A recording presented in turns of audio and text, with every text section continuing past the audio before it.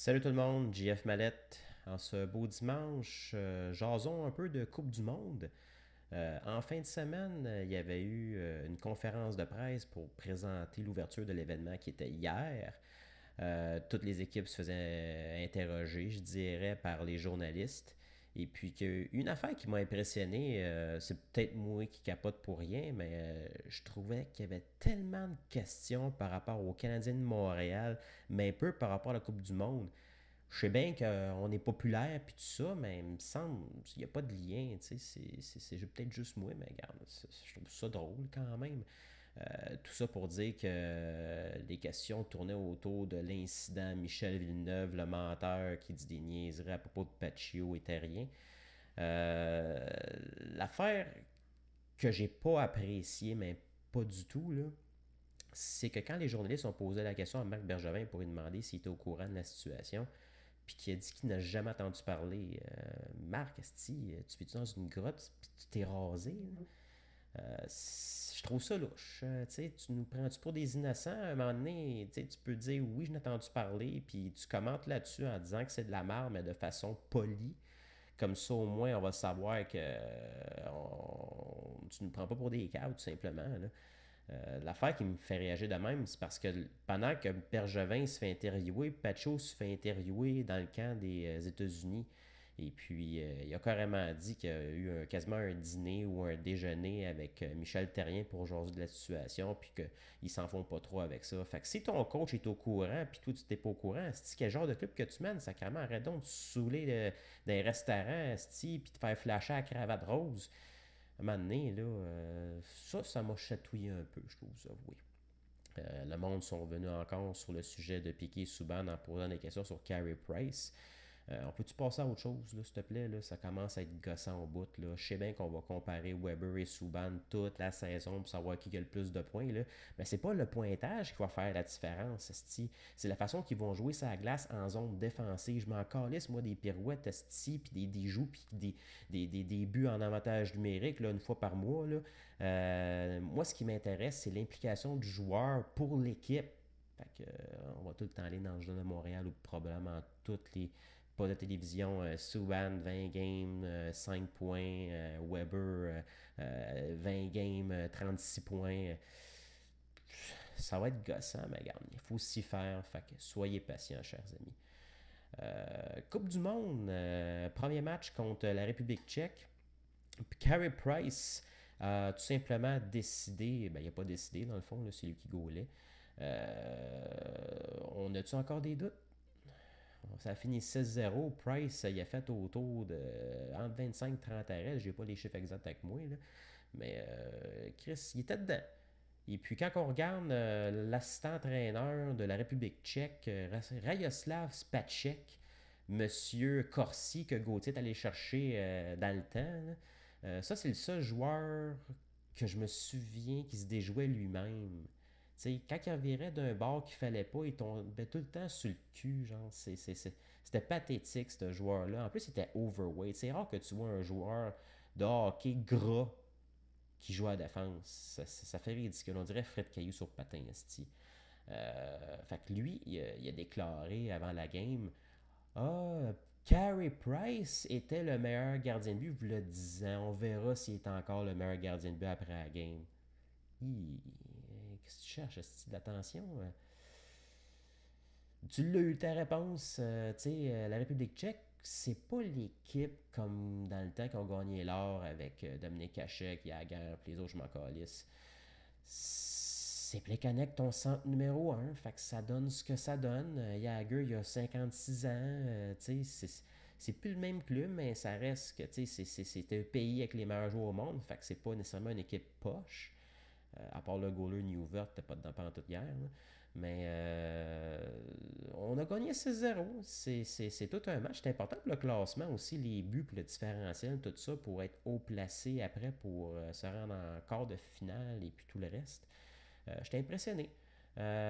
Écoute, juste comme ça, là, les alignements, là, c'est assez hallucinant. Là. J'ai adoré le premier trio de Crosby, Bergeron et Marchand. Oui, j'ai adoré un trio avec deux joueurs des Blues de Boston. Bergeron, là, il est écœurant. Puis Crosby, esti, on dirait là, qu'il a rajeuni. Il volait sa glace. Tous les jeux, tous les petits gestes qu'il faisait, là, c'était quand même assez spectaculaire. Écoute, pour quelqu'un qui ne sait pas c'est quoi le hockey puis qui va apprendre le sport, je pense qu'en voyant Alice se trouver là hier, là, c'était juste beau, c'était de la musique dans mes oreilles.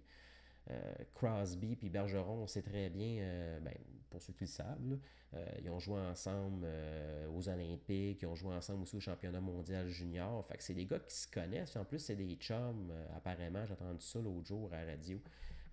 Ces deux chums en dehors de la glace, ça fait des années qu'ils ont quasiment commencé ensemble, j'imagine. Là. C'est beau à voir. Je trouve ça le fun du bromance de même, ça la glace. C'est assez intéressant. Fait qu'on a Brad Marchand, Sidney Crosby puis Patrice Bergeron sur le premier trio. Puis ton deuxième trio, là, c'est Ryan Getzlav, Steven Stamkos et John Tavares. Hey, c'est quelque chose pareil, hein? Quand t'as Jonathan Toews, Logan Couture et Corey Perry, sa troisième ligne, là, ça montre que t'as un maudit bon team devant toi. Puis la défensive, j'ai pas un mot à dire. Pour ceux qui ne connaissent pas Weber puis qui ne suivent pas les statistiques, je vous suggère fortement d'écouter une game de hockey pour voir vraiment la différence que Weber fait à la glace. Là. Lui, il est là pour défendre, puis il n'y a pas grand-chose qui passe de son bord. T'as Doughty qui joue en arrière de lui. Les gars, ça se passait le pas, puis quand ça rentrait dans la zone, ça restait là pendant 2-3 minutes. Fait que les Républicains, check, ils ont bien de la misère de ce côté-là. Ça a bien commencé pour eux autres, mais après ça, bing, bang, bing, ça rentrait, esti, puis ah ouais, donc. C'était vraiment intéressant. Alors, Team Canada, prochain match mardi contre les States. Et puis le lendemain contre l'Amérique du Nord, l'équipe de 23 ans et moins. Les States, ça m'inquiète pas trop. Le monde qui dit les States, 3-0 hier contre l'équipe Europe, la défensive la plus lente du tournoi. Les States, il me semble que c'était une équipe qui me vendait comme quoi que c'était des gros joueurs qui patinent vite, puis tous des poteux, ben, des gars qui marquent, là.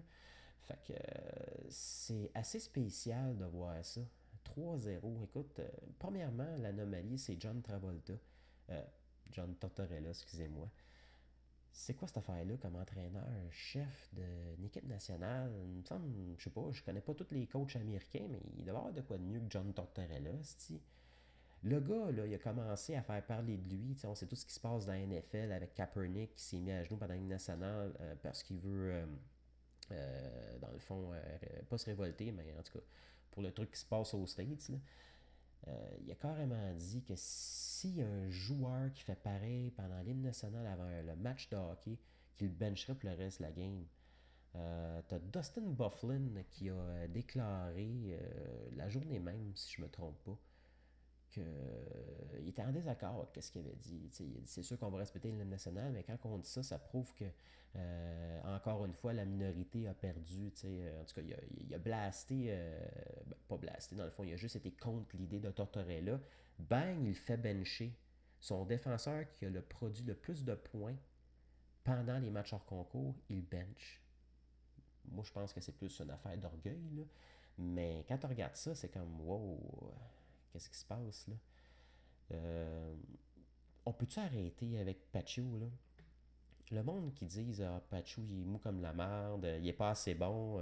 Laissez-moi je vous rappeler une chose. Pacho c'est pas une superstar là. Lâchez-moi ça, sti. C'est pas parce qu'il marque tout le temps 30 buts par année que ça fait de lui une superstar là. Excusez-moi là, mais tu sais, c'est 30 buts, il y en a 10 dans un filet désert. Il marque tout le temps des buts dans des causes perdantes. Moi, je vous donne un défi, puis je veux que vous me répondez sur Twitter. Combien de buts gagnants Pacioretty a scoré dans les 5 dernières années? Hein? Moi, je suis sûr qu'il n'y en a pas beaucoup. Dans les playoffs, il m'a jamais impressionné. C'est pas un gars qui va s'impliquer physiquement. Il va jamais faire la différence quand on a besoin d'un but. Il joue mollement. Ses mains, je sais pas, s'il y a quelque chose, c'est pas solide. Il veut pas. La dernière fois, je l'ai vu faire une mise en échec, là, ça fait, je pense, 3 ans. C'est quand il est rentré d'en face à Chris Letang, puis qu'il a crissé une commotion. Le temps a arrangé les choses, ben, Pacho était suspendu 3 games, puis on dirait qu'il a eu peur de faire des mises en échec par après. Il voulait devenir un joueur plus défensif selon ce qu'il disait. T'es pas un joueur défensif, Max. T'es un joueur offensif. Ta job, c'est de scorer des buts puis faire de la place devant le filet. T'es pas un joueur de finesse, là. Loin d'être là. Fait que. Il est overrated. Il joue sa quatrième ligne dans l'équipe nationale des États-Unis. C'est bien correct. Si sa place est là, c'est pas un gars sa première ligne quand t'as Patrick Kane qui est là. Entre Patrick Kane et Pacioretty, il y a une petite différence à la balance. Hein? Fait que moi, regarde, je m'en fais pas avec ça. Je pense que Pacho, c'est Pacho. On est content de l'avoir à Montréal parce qu'il va marquer des buts dans les causes perdantes. Mais pour ce qui est du reste, dans mon livre à moi, Pacho, là, c'est pas un All-Star. Non, excusez, c'est pas ça. J'y crois pas, mais pas du tout. Alors, d'après moi, les States, ça va être la surprise du tournoi. C'est l'équipe qui va se faire sortir assez rapidement. Une défaite contre Team Canada, c'est fini. Excuse-moi, mais je pense que c'est fini. Il n'y a aucune chance de remonter ça. Là. Jonathan Quick, je l'aime bien gros, mais ton goaler qui est en feu, c'est Corey Schneider. Je sais pas, j'aurais aimé essayer au moins Corey Schneider pour le prochain match contre Team Canada, mais c'est pas moi qui coach, c'est Tortorella, puis les Américains, mais tu sais, l'équipe de hockey, je m'en balance un petit peu. Moi, c'est Team Canada for life. Moi, c'est Team Canada que je vais encourager. Et puis, je suis persuadé qu'ils vont finir premiers dans leur division. Puis, je les vois en finale. Puis, ils vont gagner la médaille d'or. C'est quasiment sûr. C'est écrit dans le ciel. Je me demande juste qui va les affronter en finale. Mais je n'irai pas voir l'équipe de 23 ans et moins. Ça patine bien et tout ça, mais il manque d'expérience. C'est ça qui arrive. Ça prend des verres, c'est cocky, puis il se passe des choses après, hein, après minuit, tu sais. Fait que, non, ça m'inquiétait pas. Alors, je vous suggère fortement de suivre la Coupe du Monde, encore une fois. Dans pas long, c'est le camp du Canadien, les recrues tournois à Toronto, si je ne me trompe pas. Ils ont gagné le premier match 8-3, ils ont perdu le deuxième 4-3. Un joueur, tenez ce nom-là, Arturi Lekolainen ou Lekonen.